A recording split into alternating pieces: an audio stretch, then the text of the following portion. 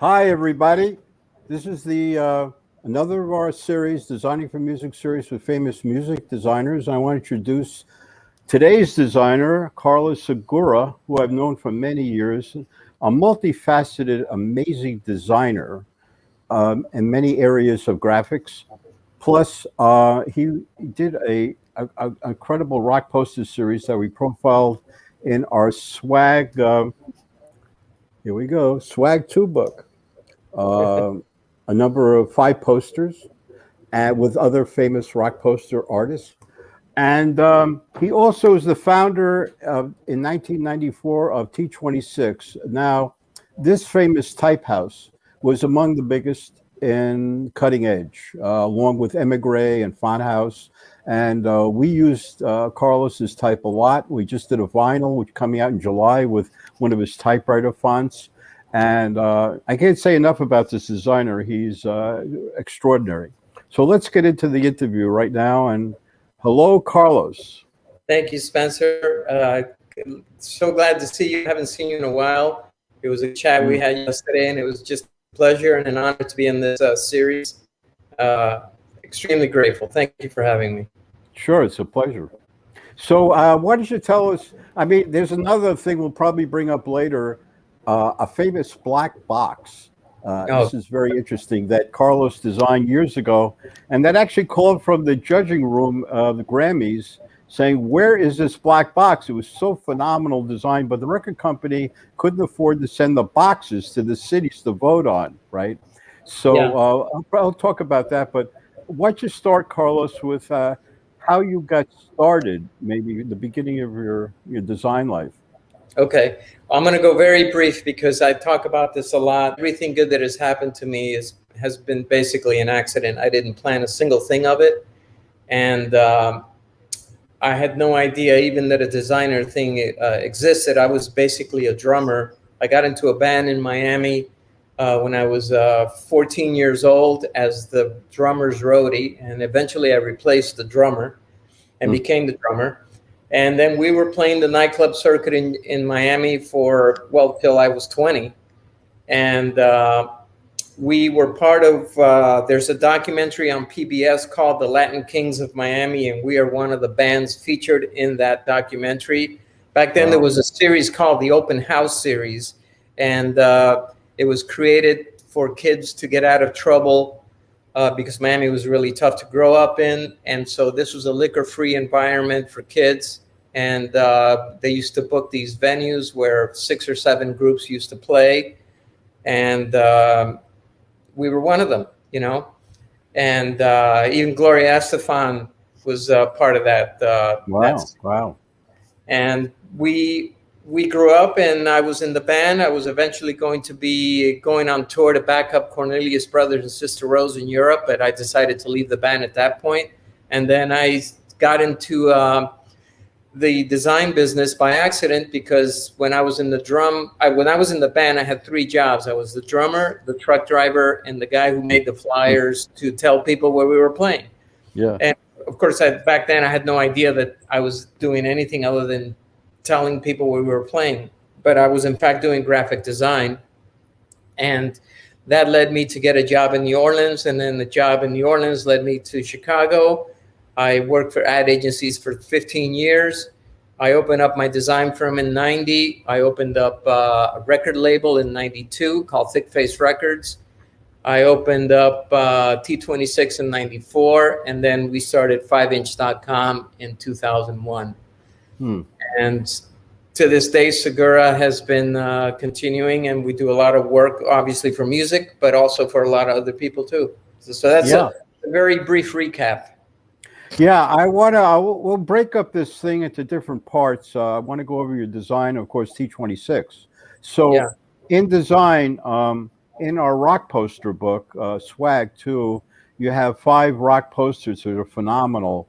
Blondie, I don't know some of the names. We'll put them up so people can see. But we did Blondie, Hole, and Red Hot Chili Peppers, and Lit, Local H, 2 Skinny J's, The Flies, Puya, Blink 182.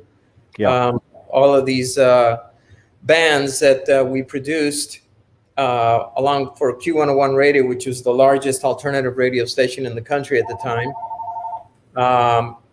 And we created these comic books that told the story of each group and how they got to be famous. It was a really interesting story. In particular, the Blondie one, she used to be a Playboy bunny before she got into the band, and so the story is about that. I want to talk about the black box. We'll put that Okay. up eventually. Tell us a story about that Pacific piece, which would have been, I think, a Grammy-nominated at least winner in the Grammys.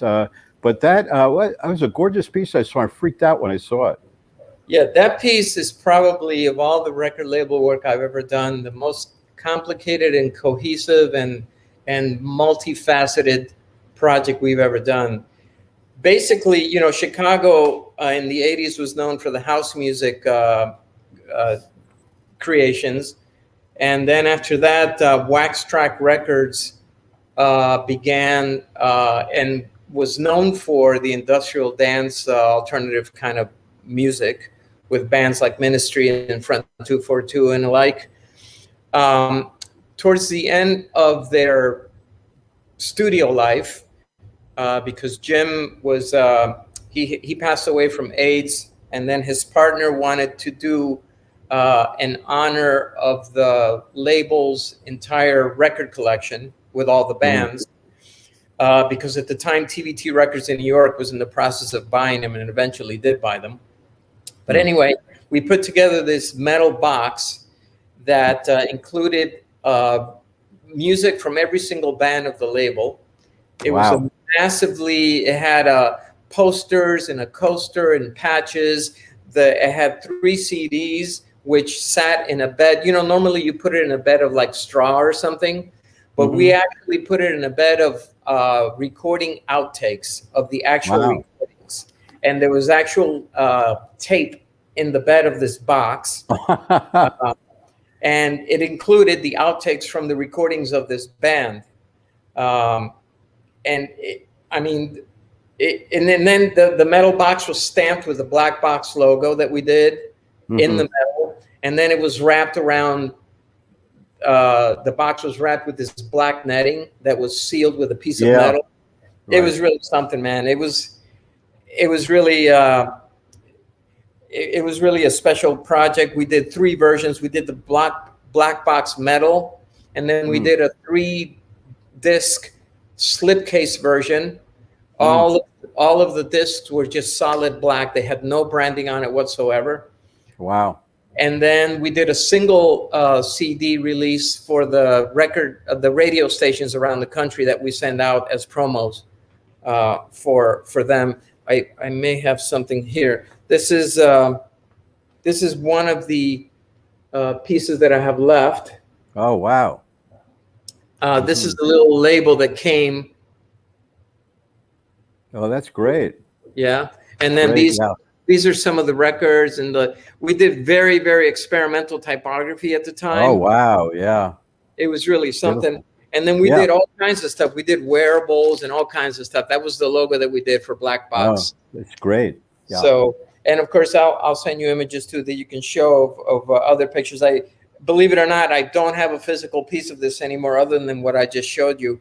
I'm really bad at keeping my the stuff that I've done in the past. I should probably get better saving some of my work.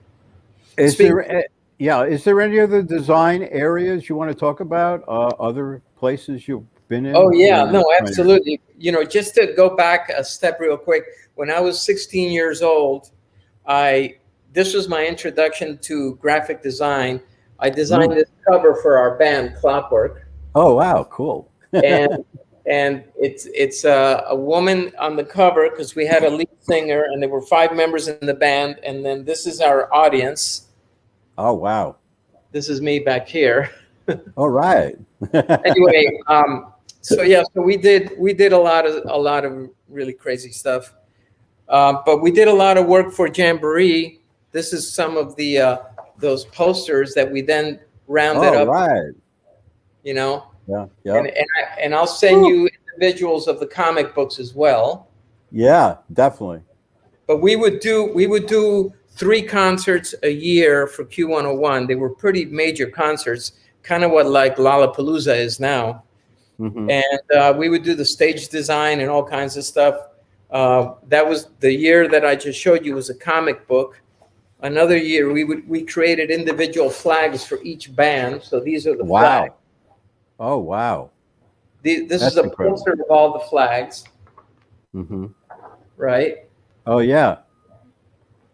And then the following year, we did a series of mock-up Russian posters for each band. Oh, my God. That's beautiful. Wow. And then we did a book for each band. This is the one for Moby. And this is the one for Public Enemy. Mm-hmm. Nice.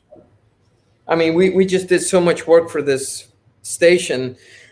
They often would do these limited edition private concerts. So we did this piece for the Smashing Pumpkins. This was a CD. They blocked out the Soldier Field in Chicago, and then they recorded the live concert. Oh, wow. And then we released these individual CDs. Oh, great. That's nice. Very They're nice. really beautiful story inside too. Yeah. Mm-hmm. And we've done quite a few. The one of the latest ones that we did that was pretty big is we did this thing for Willie Nelson. Oh, nice. And again, I'll send you the images because there's a lot of glare here. Yeah. But we also we did the cassette and the Right. and the disc. But we do a lot of local groups that aren't really big and well known. For example, this is an artist here in Chicago called Leslie Spencer, and we did this beautiful box set. Oh, nice. Comes in plastic. Uh-huh. Wow. And then they have these really beautiful. Oops, sorry.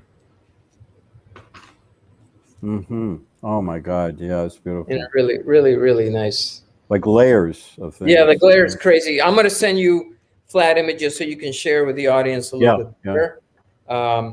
They're much easier to look at, but we go all out, man. We do wearables. Oh, nice. Very nice. Wow. The all kinds of materials for these groups, even giveaways. For example, this is for a band. I mentioned to you that we had our own record label. One of the bands that we self-produced was called Nyko. This is one of the promo pieces that we did for Nyko. It's called Realize. Oh, yeah.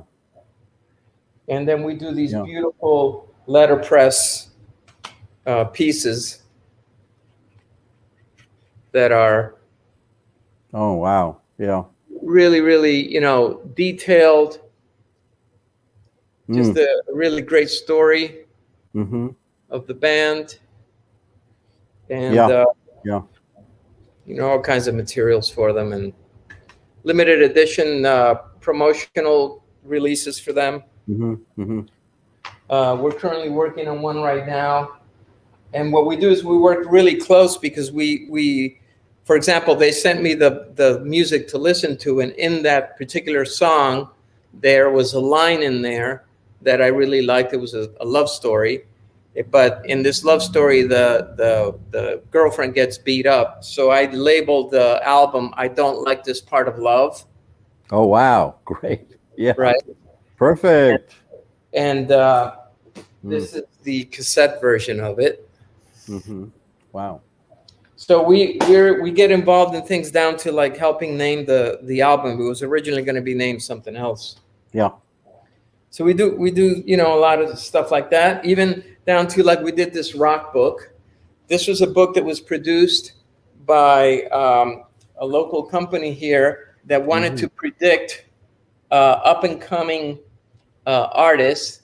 Oh, wow. DJ Spooky and all kinds of.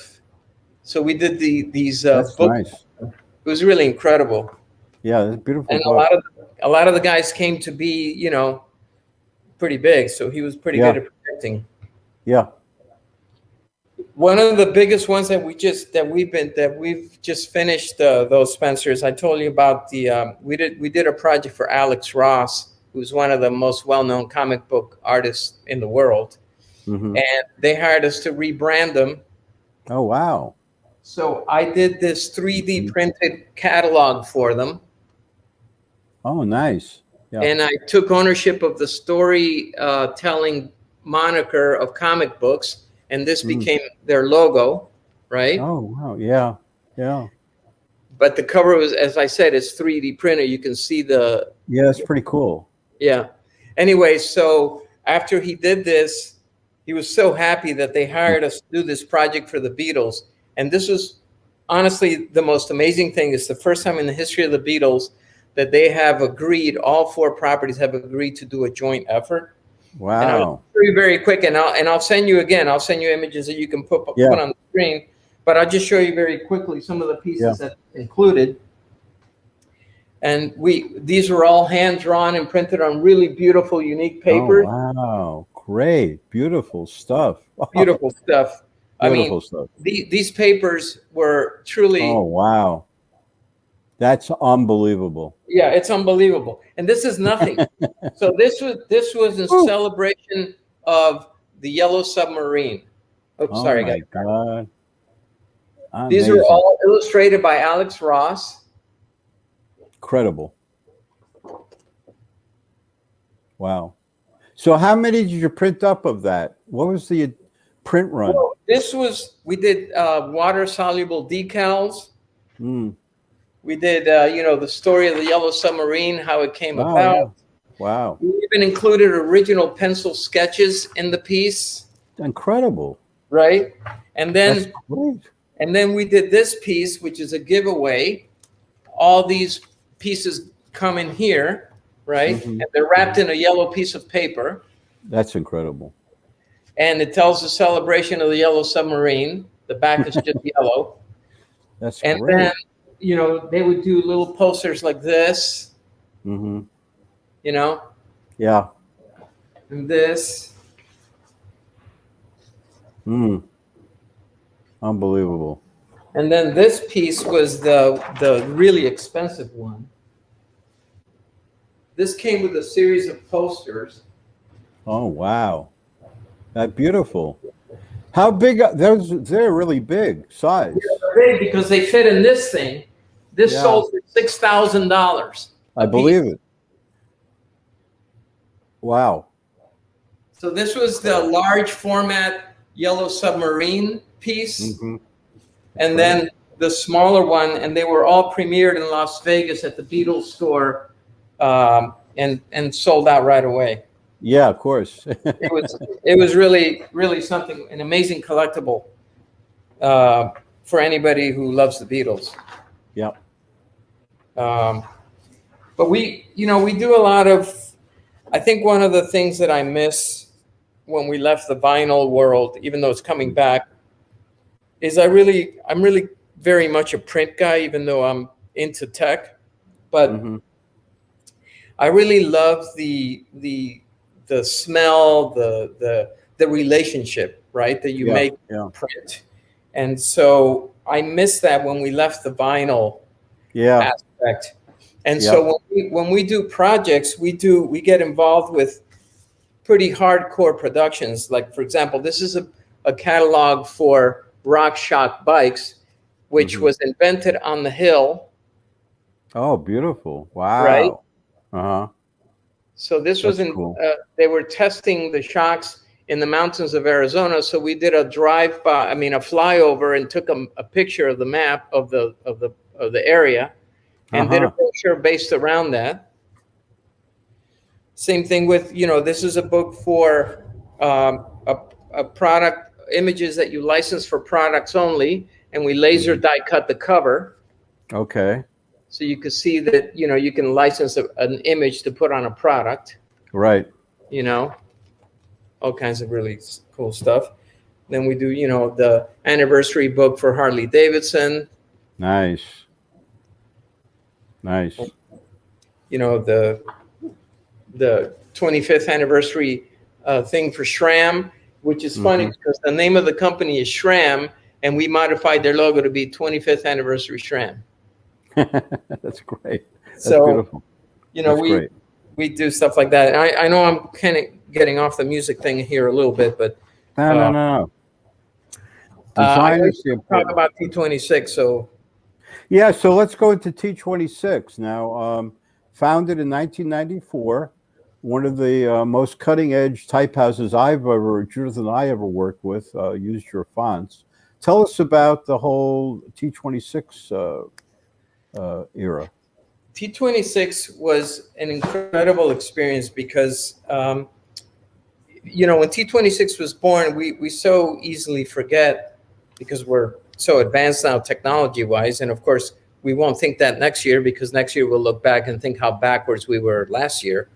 But in 1990s, it was almost impossible to buy typography. We were literally one of the first websites, I think, along with Font Shop in Germany, to sell fonts on the web.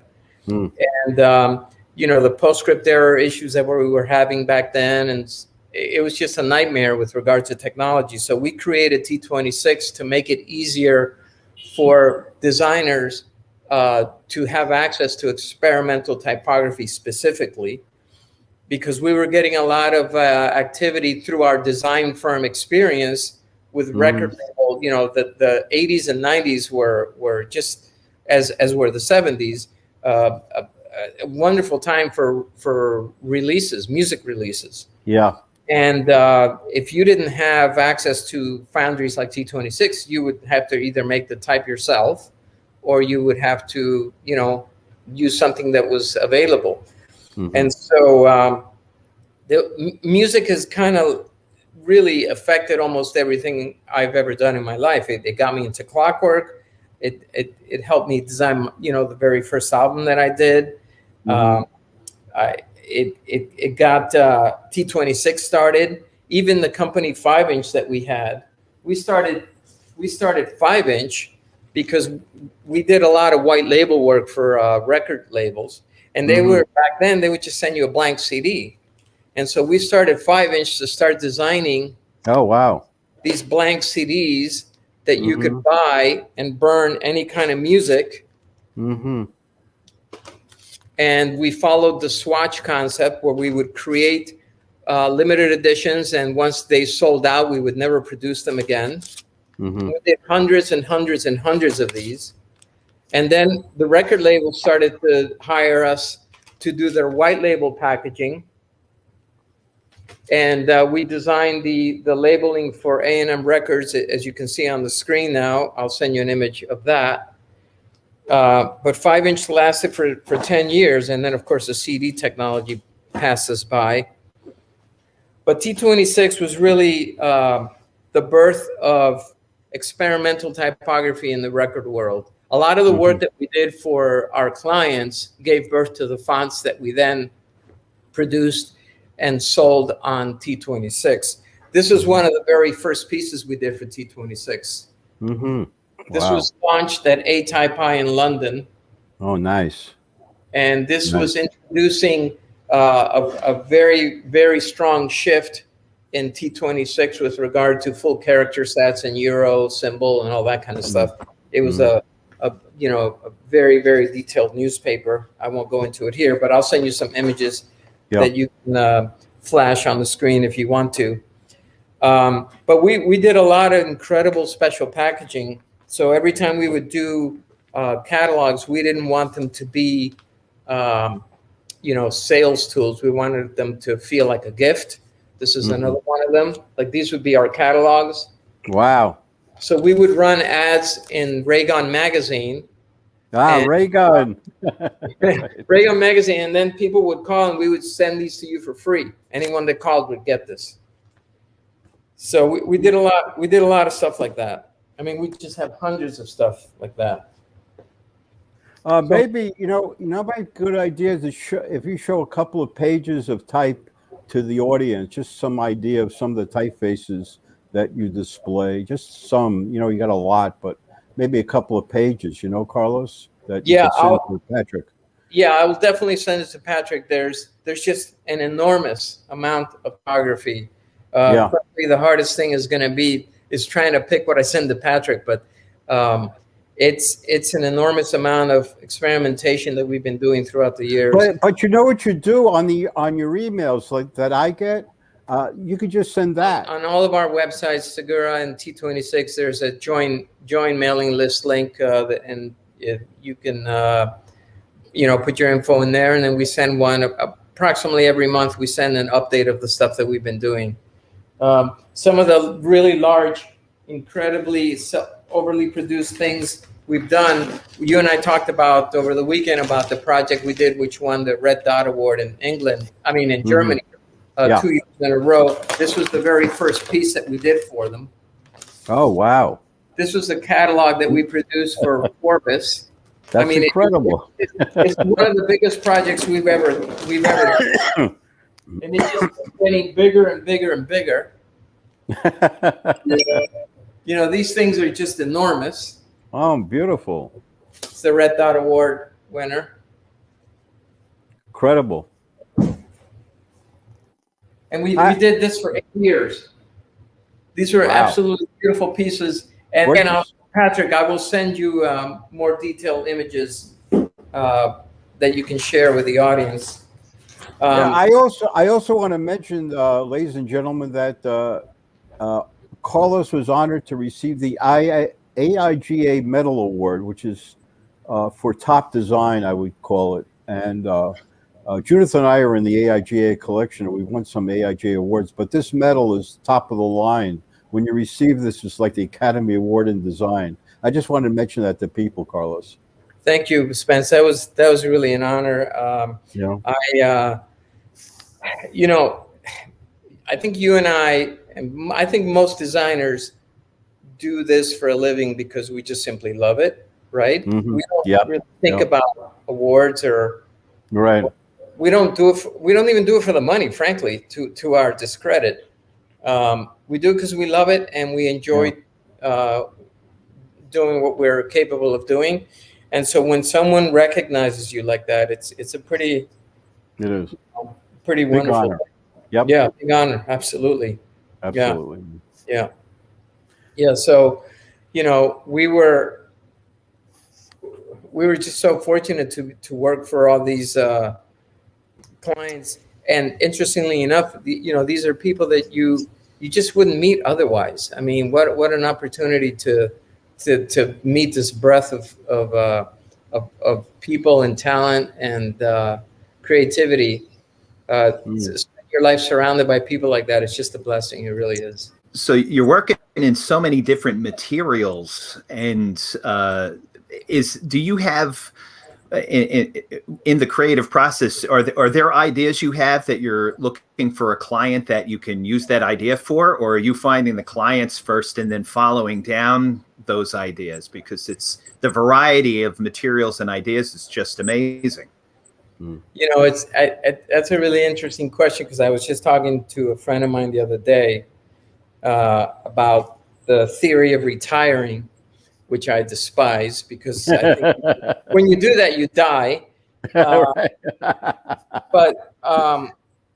I do that. In fact, I consider myself a designer much like a painter. I'm really more of a painter with regard to my approach. I'm in this studio all day long, simply creating. And I don't really care if I have a client or a project, or even if I have a client that likes what I'm doing. I just don't care. I create, and if we link, we link. And if we don't, that's okay too. We can, that's fine. But my process is all about creating. It's about getting what's inside of me out. That's what I think life is all about. So that's all I do, is like I spend my time creating. One of the projects that I've self-produced is called Car Type. I have a website called cartype.com, and I spent the last, maybe 6 to 10 years archiving the automotive industry. And I go to car shows every weekend, and I self-produce these books about typography in the automotive industry. Wow. And I take pictures, and I do these case histories. This one happens to be about Ford. Yeah. Right. Oh, that's great. Wow. This is a little kid's book I did during the pandemic called The ABCDEFGHIJKLMNOPQ of the automotive industry. And it shows you, the alphabet of the automotive industry. Wow. And That's the logos and the stories behind them and blah, blah, blah. Mm-hmm. This one is about hood ornaments. Oh, beautiful. Wow. These are all my pictures. I go to all these auto shows and I take all these pictures. Right? This one. Yeah. This one is pre-war. These are all pre-war emblems. Wow. So to answer your question, Patrick, I keep myself pretty busy whether I have a client or not. I mean, here, I'll show you one more. This is I did a study of the automotive industry in the 1900s, most of which were electric cars. wow. And this is all the typography language of cars, the car industry in the 1900s. Oh, wow. Wow. That's It's great really, reference. Yeah, Great it's for amazing. reference book. Yeah, so I create these books. Mm-hmm. Really, really crazy stuff. Again, I'll send you all this stuff later, Patrick, so you can flash them up on the screen. But I do that for groups. I do that for music. I do that for clients. I do that for personal projects. And I do that for, cars. I mean, I just love cars, so. Did you find when you were in Clockwork and you're making the flyers that when you transitioned into the formal industry of advertising and design that you had an advantage due to your experience doing it on the street, and solving your problems before you kind of came to the formal world of advertising and design, solving them on your own? Yeah. Well, I did, but in a different angle. I think that the angle that I've always appreciated is that I didn't know what the rules were because I had no formal training and no education. So I didn't concern myself with things that I needed to do. You know what I mean? Mm-hmm. When I was in the band and after I quit the band, I was so miserable. And I told everybody that I had that would listen that I was miserable. And one day my godfather had lunch with me and he told me, why don't you just shut up and put all those flyers you did when you were in a band in a portfolio and go interview somewhere. Just shut up. And I thought, what are you talking about? I don't even know what you're talking about. What are you talking about? I just was doing flyers. One of the interesting things is when I was doing flyers, I never signed my flyers. And even though I wasn't religious, I signed it with a set of words from the Bible, just random words. Wow. And I got known for that. And so when I started, when I left the music industry as a drummer, I got known as the guy who signed the flyers with Bible quotes. And that's what kind of got me into the graphic design side of the business. And eventually my godfather got me a job at an engineering company in New Orleans. I went to work for a guy in Baton Rouge who was super cool. He basically, on the first day, said, there's your office, do whatever the hell you want. And of course I took that to heart. So I did whatever the hell I wanted. And I worked with this wonderful writer, and in 9 months, we created some amazing pieces and entered them into the competition in Baton Rouge. Wow. And we got more awards than all the other agencies combined.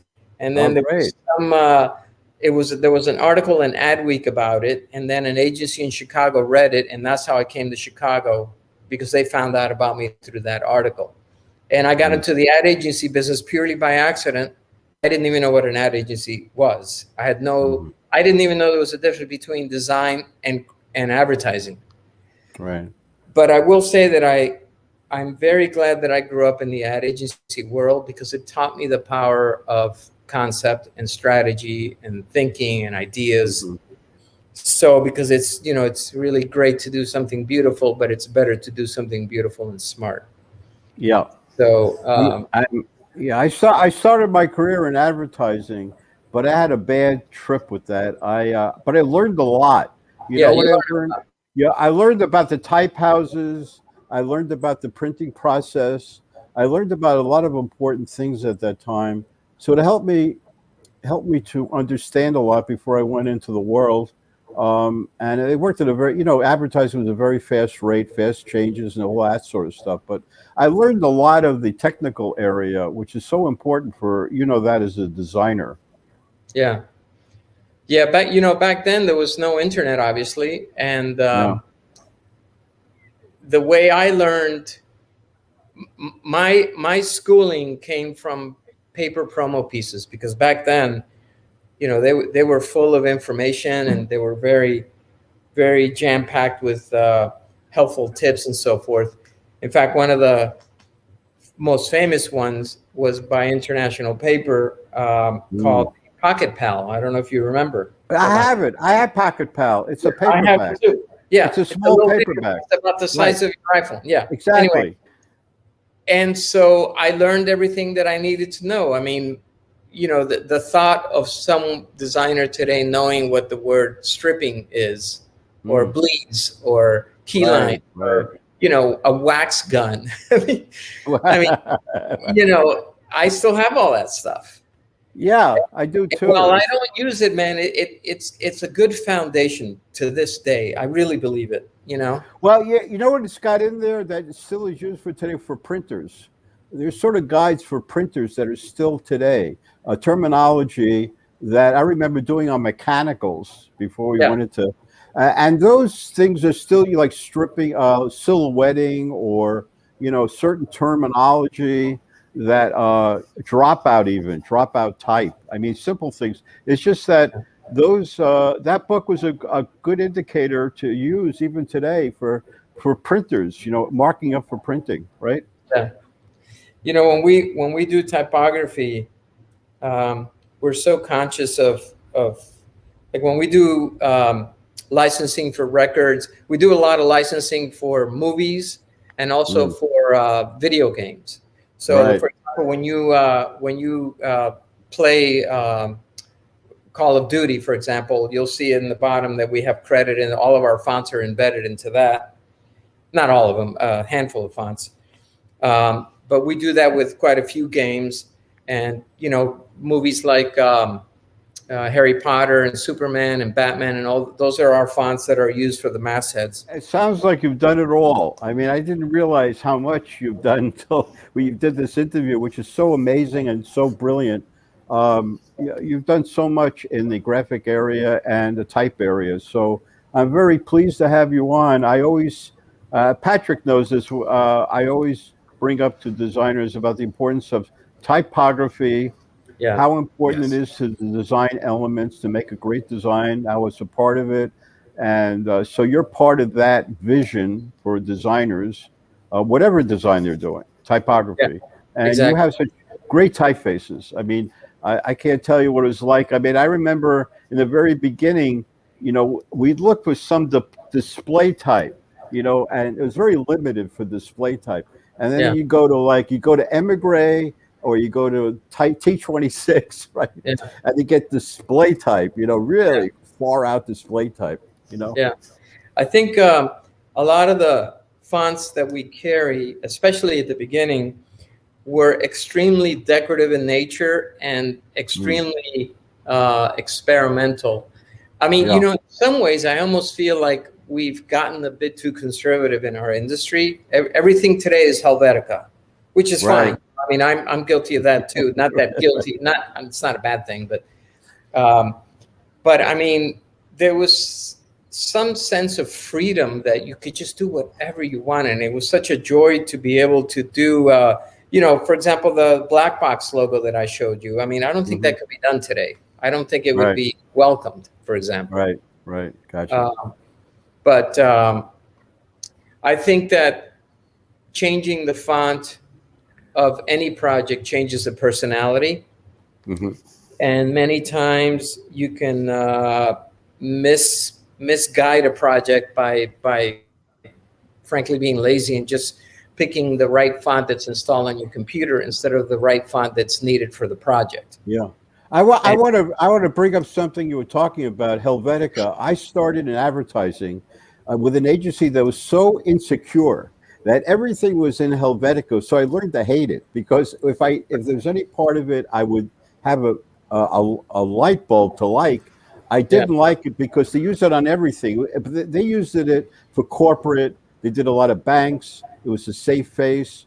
But later, like all of a sudden, years later, I looked at the face and I used like the light face, very extra light face for the lyrics of Lou Reed on gorgeous, absolutely gorgeous on Magic and Loss, you know, and you learn about the type, about the certain weights which you bring out. And they're incredible, like the weight of Helvetica Extra Light. I don't know if anybody uses it. It's incredible. Yeah, it's just learning about the weights of those faces, right? Right? Yeah, I mean, it's easily the best typeface ever designed. Yeah, really. Yeah, it's truly an incredible achievement. I find it to be, you know, in many ways, and of course, Helvetica has become to represent any sans serif. It's kind of like a Kleenex represents any tissue, you know. So when you say Helvetica, I mean any like sans serif like type font that is similar to Helvetica. But I think it's become part of the design language that treats typography as a signature to a painting, where the painting is still the hero, but you know the typography doesn't get in the way. It kind of enhances it. Yeah, and some of the faces are coming back, like Trade Gothic and Trade Gothic and Franklin. What's it? Trade Gothic, Franklin Gothic, or is it? Yeah, Franklin Gothic.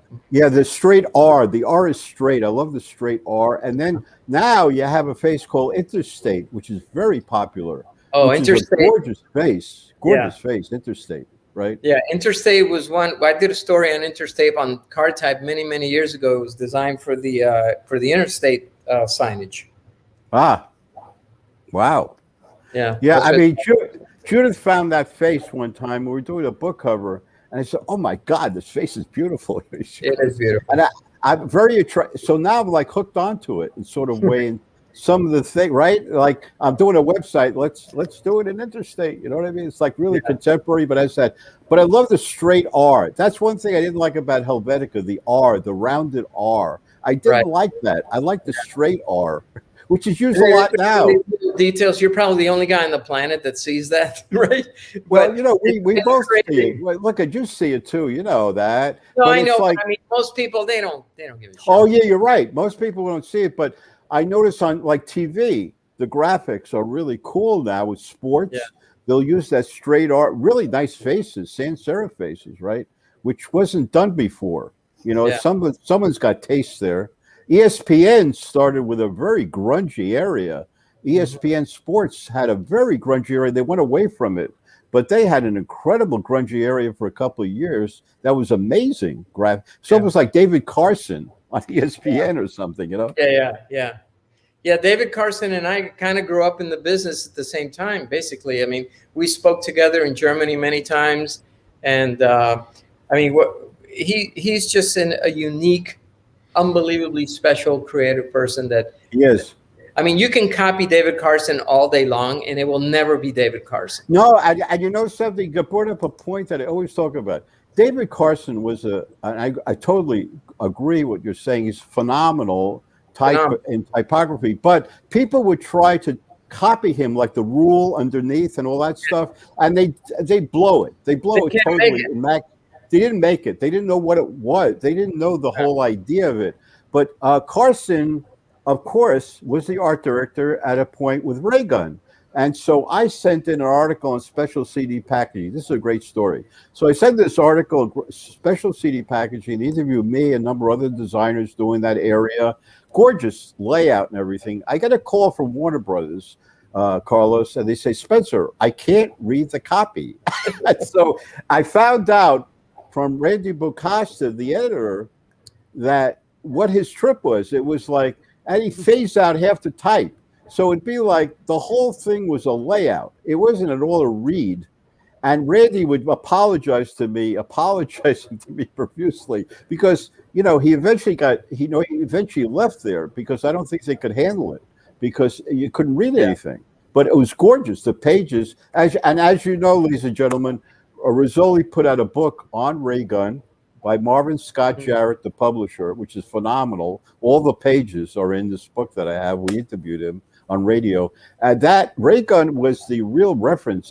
To me, it's like a reference book for typographers, right? All those great people. Yeah, they had Chris Ashworth. They had White and Kennedy art directing. They had Chris Ashworth art directing. They had David Carson art directing. I mean, it was like the all-stars of type design. And all the magazines were great, right? There wasn't any mediocre design I ever saw in ray gun. It was a phenomenal magazine. Couldn't be matched by anything. Nothing could match the magazine, right? In design. Ray Gun magazine was a huge turning point for T26 when we first launched it. The very first thing we did, and I think it's because we were working with Ray Gun on typography, or they were using some of our fonts or something, and we worked out a deal where we could run a T26 ad in Ray Gun. Yeah. When we ran that ad, Spencer, I mean, the phones went off the hook. It was unbelievable. right. We created, back in 1996, just when QuickTime was beginning to be a thing, we created a series of music videos that were based around, instead of them being based around a band, they were based around a font. So we did a little movie on each font. And one of the movies we did was called T26 Messages. And we recorded all of the messages that people left in our back then answering machine and built this little music video of all the words and requests that people were making for the font kit that I showed you from the Ray Gun magazine ad. And it was just hilarious what people would leave voicemail. And of course, before Ray Gun, it was Neville Brody's The Face magazine. Right. That's right. He was a huge influence on me as well, as was Rick Valiceni. Also Blur magazines, the other one, Blur, B-L-U-R. There were a number of them. There weren't that many, but I'll tell you, Ray Gun was one of those magazines that was always great graphics. I call it great graphics. I mean, it was like, and I still have the article in the magazine. But David Carson was phenomenal in our life. I mean, he was a very big motivator and mover and shaker in the area of typography. And he's on now a thing called Masterclass. I just saw it. Masterclass. It's amazing. So that's a big honor. And anyway, that's that story. But I wonder if people equate Ray Gun to Playboy in the sense that people will say, I buy Playboy for the articles, which is, but people didn't buy Ray Gun to read it, really. I mean, they bought to experience it. That's right, to experience. Yeah, it was a visual plane. It was totally a visual plane, right? Yeah. But I found it to be great referencing for typography design. It was like you had all the great, Carlos, all great designers designing the spreads. It was all different every issue. And it was a great source for getting ideas on design, literally, I think the best thing that Ray Gun magazine did was open our minds. Yeah, it did. I mean, simply put, that's all it needed to do. I mean, there was another magazine after Ray Gun that came after Ray Gun that followed its footsteps. I can't remember. Really? Wow. Do you remember? I don't remember. I don't remember. Anyway, it just wasn't the same. It wasn't the same. It's how can you compare? It's like day and night. It's like apples and oranges. I don't know. It's like Patrick, you have anything that you want to ask? Or Well, what's interesting is this discussion of a magazine like Ray Gun as this source of ideas and reference. And throughout this interview, Carlos, I've been thinking, you have a really strong entrepreneurial spirit in that as you create, you also create companies and services that expand the boundaries of then what everyone else in the field can do. And so do you have that sense of this mission that you're not only pushing your own personal creative boundaries, but through the services you provide to your colleagues in the industry, you have this mission to expand the boundaries of design? Well, that is very true with T26. I will tell you. I mean, generally speaking, I'm the kind of person that gets very easily distracted by the little shiny jewel to my left. And I always, try to do more than one thing at one time. But T26 was truly heartfelt.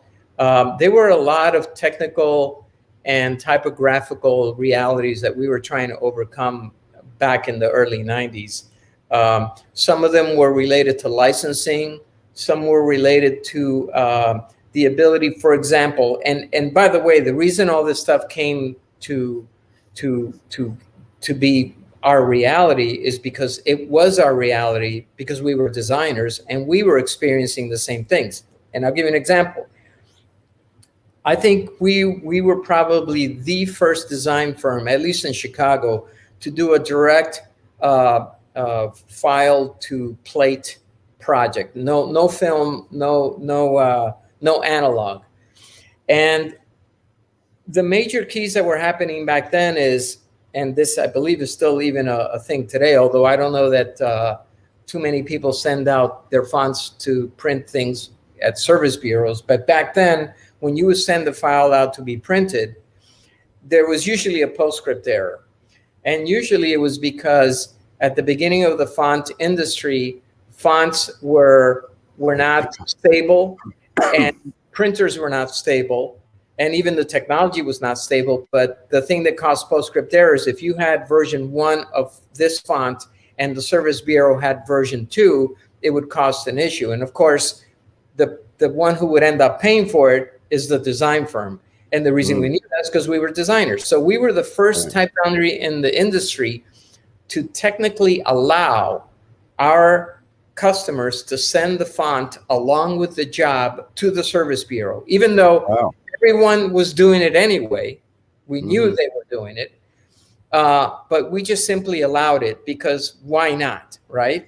Because it happened to us and we didn't want that to happen to other people. And we did many things like that. We were very, very conscious of crediting designers when we featured their typography. We increased the royalty to 50%. I believe at that time the standard was 2 to 5%. I don't know if that's across the board, but a lot of the designers would tell us this.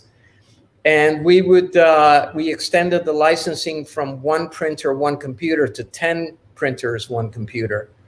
And we also created a line of fonts where we donated all the royalties to AIDS organizations throughout the country.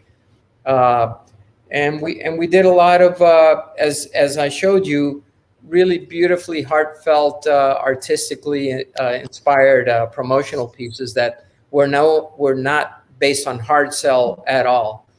And it was just a gift, really, to the type community, and we were really embraced quite well. It was a wonderful experience. I mean, I can't think of any industry that hasn't used our typography, and of course, the music industry being key. There isn't an album out there that doesn't have our stuff on there. It just, it's really. I mean, what a wonderful thing, right? I mean, yes, and well deserved. And I think we should close. We're going to close this episode out. I want to thank Carlos so much for being on. I want to thank Pat especially for being on, and I want to thank Zach Martin, our buddy, for letting me lead this episode in the Designing for Music Famous Music Designers series, which eventually will be linked together and be on YouTube. Awesome. Thank you, guys. Pleasure to see you both.